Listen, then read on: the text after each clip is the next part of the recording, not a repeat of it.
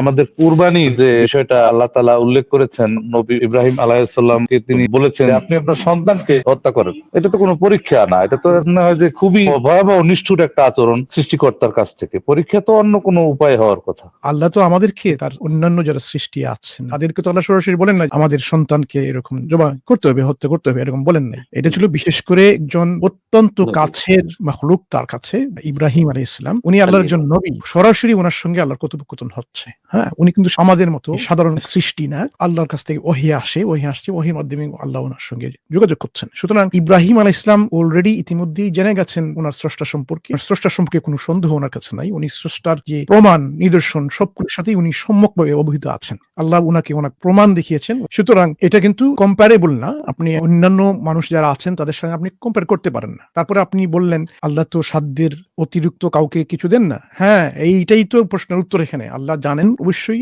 ইব্রাহিম আলাইহিস সালাম কতটুকু ধৈর্য শক্তির ক্ষমতা আছেন ওনার, বা তিনি কতটুকু পর্যন্ত আল্লাহর আদেশ বা নির্দেশ মান্য করতে পারেন। সুতরাং আল্লাহ এই জন্যই ওনাকে নির্দেশ দিয়েছেন, ওনাকে কঠিনভাবে পরীক্ষা করার জন্য, যে আসলে উনি নিজে প্রমাণ করুক যে আমি যেহেতু আল্লাহকে জেনেছি, চিনেছি, এই জানা চিনাটাকে আমি আল্লাহর কাছে সম্পূর্ণভাবে আত্মসমর্পণ করি। জানা এক জিনিস, আত্মসমর্পণ করা আরেক জিনিস।